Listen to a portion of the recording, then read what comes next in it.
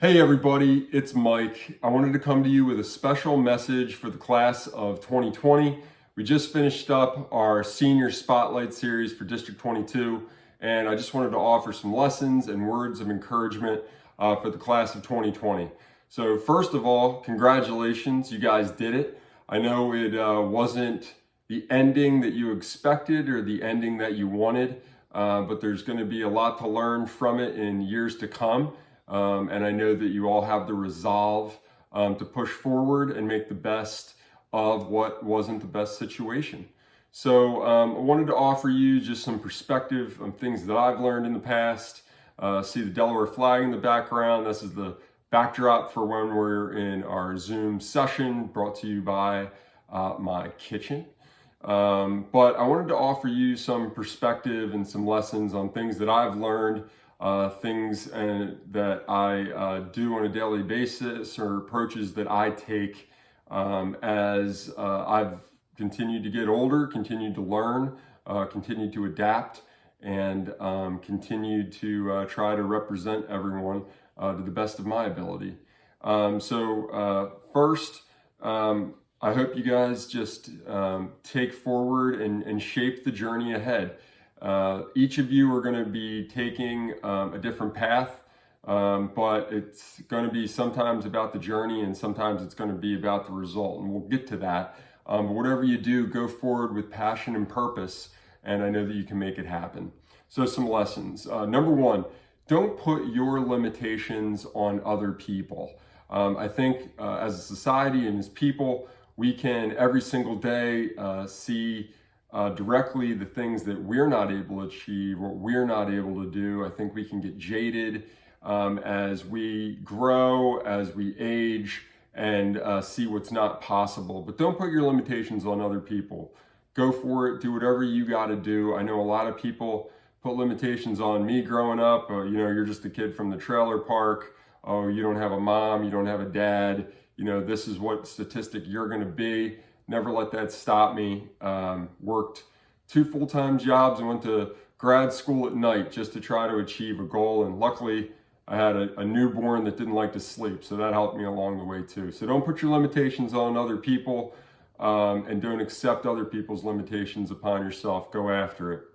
Number 2, circumstances and choices. That's what life is all about, where it's a series of circumstances that you're put in, whether that's through birth or through life, and then it's a series of choices that you choose to make. But the advice that I would give you is don't let either of those things define you. As society, we unfortunately like to break people down, but they also love a comeback story. So don't let things define you. It's all about the long game, not the short game. So, don't let these 30-second sound bites and 7-second clips think that that's what normal life is. You need to have a goal, you need to set it, and you need to look at the long game of how do you achieve those goals. I mentioned earlier, sometimes it's about the journey and sometimes it's about the result. But the thing that's important about the journey and the result is it never ends. So enjoy the process. Take the moment to enjoy moments with the people that you love, the people that you care about. Enjoy your successes. But know that it's not all about the success a lot of the time, because after that, what then? So enjoy the journey, enjoy the process, go after the result, know that it never ends, and keep moving forward. Next is identity is a really funny thing.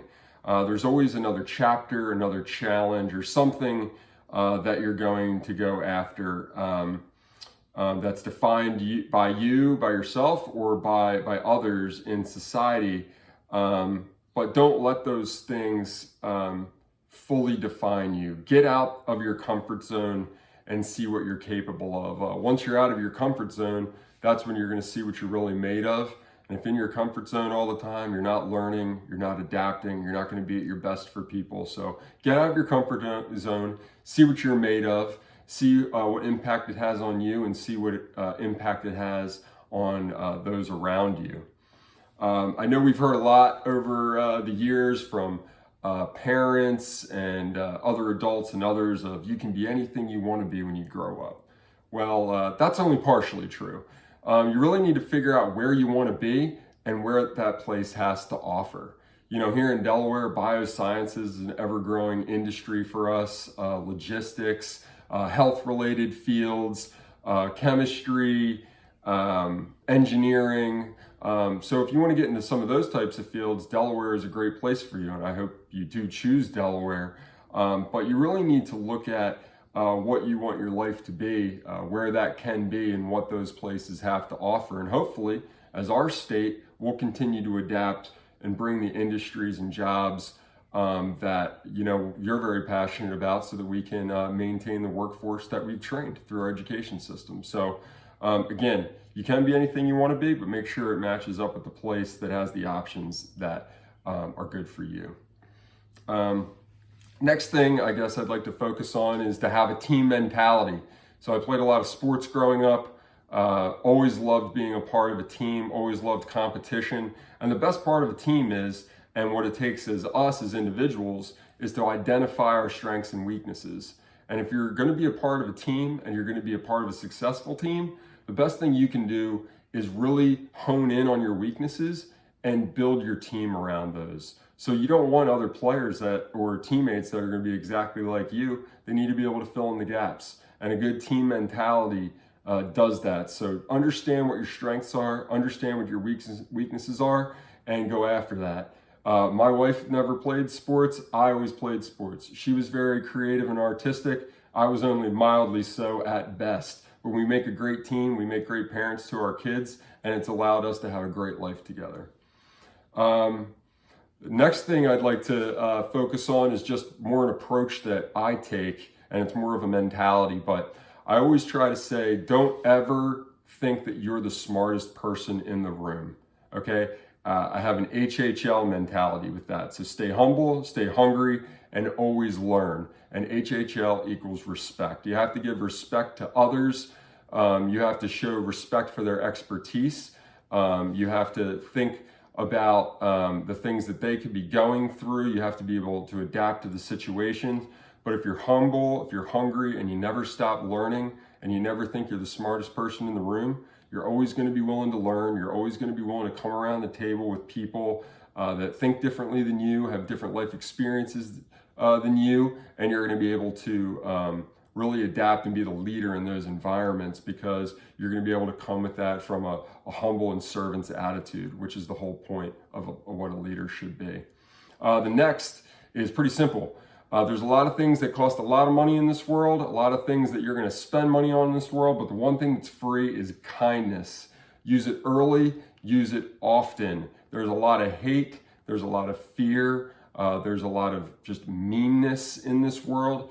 Be kind, show people why you're different. Hopefully they'll gravitate towards that, and you can help be the change that you wish to see. I believe Gandhi said that. Next thing I'd like to tell you, and I know that's easier said than done in the world that we live in with COVID-19 and everything else, but get off social media and go connect with people in real life. I guess in this case, get your mask, be around friends, but more importantly, go and immerse yourself with people that don't think just like you do. I would challenge you to go grab a cup of coffee with someone who has an opposing view on a particular topic that you do. Learn from them.